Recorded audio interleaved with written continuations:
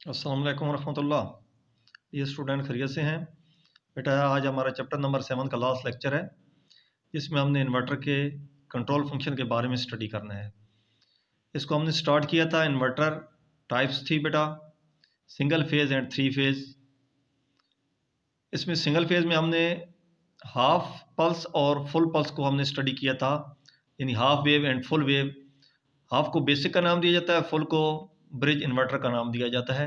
उसके बाद 3 फेज़ था बेटा। 3 फेज़ की 2 टाइप्स हैं, 180 डिग्री 120 डिग्री। 120 जो है वो ख़त्म कर दी गई है इस दफ़ा कोर्स से, 180 डिग्री था। 120 में 2 स्विच एट ए टाइम काम करते हैं और 180 में 3 switch at a time, interval दोनों का सेम होता है। और इसी के साथ ही बेटा आज जो हमारा है वो है इन्वर्टर की आउटपुट को कंट्रोल करने की टेक्निक कौन कौन सी हैं, तरीक़ेकार कौन कौन। Explain the multi stage and different types of pulses used in control the inverter output. Inverter output को कंट्रोल करने के तरीके, पल्सेस के तरीके क्या हैं। तो उसमें बेटा हमारे पास जो सबसे अहम टॉपिक है जो इसमें डिस्कस, इसमें वो कहता है वो लिस्ट टेक्निक की लिस्ट बताएं जो आउटपुट वोल्टेज को कंट्रोल सिंगल फेज के अंदर कंट्रोल करती है बेटा। तो उसमें बेटा जो मैं आपके सामने इसको कोर्स आउटलाइन के हिसाब से मैं इसको डिस्कस कर देता हूँ। यहाँ पे आपके कोर्स में जो लिखी हुई बेटा कोर्स आउटलाइन मेरे सामने मौजूद है, मैं उसको पढ़ के आपको बता देता हूँ। वो हमारे पास जो है वो बेटा सबसे पहले इसकी है सिंगल पल्स विड्थ मॉड्यूलेशन। ये हमारे कोर्स में शामिल है, single pulse width modulation, multi pulse width modulation, ये दो है। उसके बाद बेटा आगे हमारे पास है sinusoidal pulse width modulation, modified sinusoidal pulse width modulation, ये शामिल नहीं है। और उसके बाद पांचवी जो है बेटा वो है pulse displacement control method. Displacement method ये भी शामिल नहीं है, मॉडिफाइड साइनोसाइडल ये भी शामिल नहीं है, और साइनोसाइडल पल्स विड्थ मॉड्यूलेशन भी शामिल नहीं। सिर्फ दो है, single pulse width modulation and multi pulse width modulation.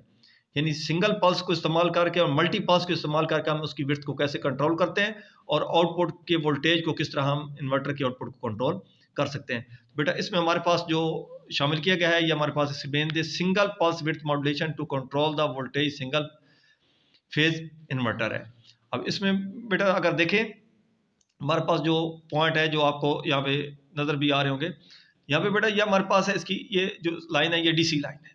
उसके बाद ये जो आपको वेव नज़र आ रही है ये मैं इनको दो पॉइंट, ये वेव और ये साइन वेव है। उसके बाद बेटा जितनी बाकी ये जो पॉइंट ये देखें, ये जो चीज़ है ये बेटा पल्सेज है। अब पल्सेज को साइन वेव के साथ मॉडिफाई किया जाता है, यानी इसके साथ इसको मिक्स किया जाता है, और यहाँ पे लफ्ज़ मॉड्यूलेशन का भी लफ्ज़ इस्तेमाल कर सकते हैं। अब इसका अफेक्ट इसके साथ शामिल किया जाता है, जम किया जाता है, जिसकी वजह से जो हमें आउटपुट मिलेगी बेटा उसके टोटली इफेक्ट जो होंगे जो वो सेम ऐसे होंगे जैसे साइन वेव के होते हैं। अब ये जो पल्स बेट होती है इसके हिसाब से इसकी ट्रिगरिंग की जाती है। अब यहाँ से वो असल में यहाँ पे वो ट्रिगर पॉइंट लिए जाते हैं, और वो ट्रिगर पॉइंट लेकर बच्चे जो स्विचिंग डिवाइसेस होती हैं जिसके लिए हम कन्वर्ट कर रहे होते हैं डीसी को एसी में, स्विचिंग डिवाइसेस होती हैं। जिस तरह आपने देखा होगा बेटा बेसिक सिंगल फेज के अंदर हमने 2 स्विचेस का इस्तेमाल किया था, ब्रिज में 4 स्विचेस के। अब उसमें या ट्रांजिस्टर इस्तेमाल होते हैं या एससीआर इस्तेमाल होते हैं। वो ट्रांजिस्टर और एससीआर की जो कंट्रोल डिवाइसेस होती हैं, कंट्रोल टर्मिनल जो होते हैं, जैसे हम बेस हो जाए या गेट हो जाए, तो वहाँ पे बेटा उसको ट्रिगर करने के लिए, चलाने के लिए वहाँ यहाँ से सैंपल लिए जाते हैं, मॉडिफाई करके यहाँ से इसकी सैंपल लिए जाते हैं और उन कंट्रोल टर्मिनल पे अप्लाई किए जाते हैं। इसकी वजह से उनकी जो स्विचिंग जो स्पीड होती है और उसकी जो डायरेक्शन होती है, जो एंगल होता है, वो बिल्कुल बेटा सिंक्रोनाइज हो जाता है इस ट्रिगर के साथ। उसकी जो आउटपुट होती है उसको हम इस तरह कंट्रोल कर सकते हैं। जिस तरह बेटा नंबर ऑफ पल्सेस ज़्यादा होंगी स्विचिंग स्पीड ज़्यादा हो जाएगी, नंबर ऑफ पल्सेस कम होगी तो कम हो जाएगी। अगर बेटा वो जो पल्सेस होती हैं, अगर उस अप्लाई की जाने वाली जो पल्सेस होती हैं, अगर उसकी विड्थ ज़्यादा होगी तो ज़्यादा देर के लिए ऑन होगा, कम होगी तो कम देर के लिए ऑन होगा। तो सेम ऐसी तरीके ज़्यादा ऑन करके, कम ऑन करके, फ्रिक्वेंसी कम करके, ज़्यादा करके हम इन्वर्टर के आउटपुट को कंट्रोल कर सकते हैं। तो ये बेटा हमारा आज ये पहला इसका पॉइंट है जिसमें हमने किस तरह इन्वर्टर की आउटपुट को कंट्रोल कर सकते। ये पहला मेथड है जो इसमें डिस्कस किया गया है। आगे बेटा हमारे पास सेकंड मेथड है जो इसमें अप्लाई किया गया है, वो हमारे पास इसमें मल्टी पल्स विड्थ मॉड्यूलेशन का इस्तेमाल किया गया है। मल्टी पल्स विड्थ मॉड्यूलेशन जो ऊपर आपका टॉपिक है, मैं उसको निशान भी बेटा लगा देता हूँ। इसमें ये हमारा पॉइंट है, ये बेटा पॉइंट है, मल्टी पल्स विड्थ मॉड्यूलेशन का इस्तेमाल किया गया है। अब इसमें बेटा मॉडिफाइड साइनोसाइडल पल्स विड्थ, एक से ज़्यादा मल्टी पल्सेस या को इस्तेमाल किया गया है।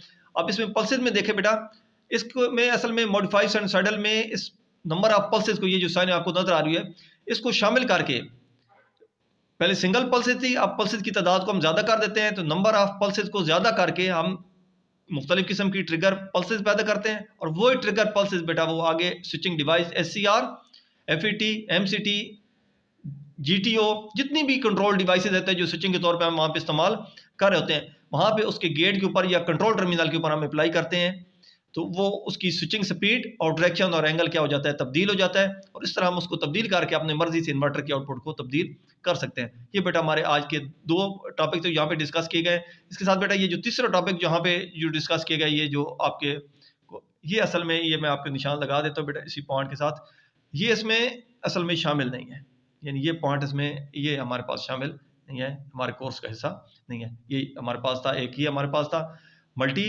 पल्सेस मॉड्यूलेशन कंट्रोल और सिंगल पल्सेस मॉड्यूलेशन कंट्रोल। हम इस तरह मॉड्यूलेट करके या मॉडिफाई करके इन्वर्टर की आउटपुट को कंट्रोल कर सकते हैं। बेटा ये हमारा आज का लास्ट लेक्चर था। इंशाल्लाह अगला जो होगी मैं आपको असाइनमेंट भी देता रहूँगा, आपके 3 या 5 साल जो पुराने पेपर हैं वहाँ से मैं भी आपको असाइनमेंट देता रहूँगा। वो आप लोगों ने बेटा करना क्या है, एक तो असाइनमेंट मुझे लाजमी व्हाट्सएप करनी है ताकि आपकी ग्रेडिंग करूँ, मुझे समझ आए। दूसरा बेटा ओवरऑल पूरे कोर्स को स्टडी करके यहाँ भी प्रॉब्लम होगी, आप मेरे व्हाट्सएप पे भी, आप क्लासरूम के अंदर भी उसको डिस्कस कर सकते हैं इंशाल्लाह, असाइनमेंट भी, और मैं मज़ीद भी उसमें आपको आपको गाइड करता रहूँगा। हमारी कोशिश बेटा ये है भाई किसी तरीके से आपका ये जो कोर्स क्योंकि 6 चैप्टर हम ऑलरेडी कवर कर चुके थे, सिर्फ 7 चैप्टर था जो यहाँ पे हमने ऑनलाइन क्लासेस के जरिए इसको कवर किया है। तो इंशाल्लाह आगे हम आपको असाइनमेंट मिलती रहेगी बेटा, मुझे फीडबैक लाजमी देना ताकि मुझे पता चले भाई आपको किस हद तक समझ आ गई है। वालेकुम अस्सलाम व रहमतुल्लाहि व बरकातुहू।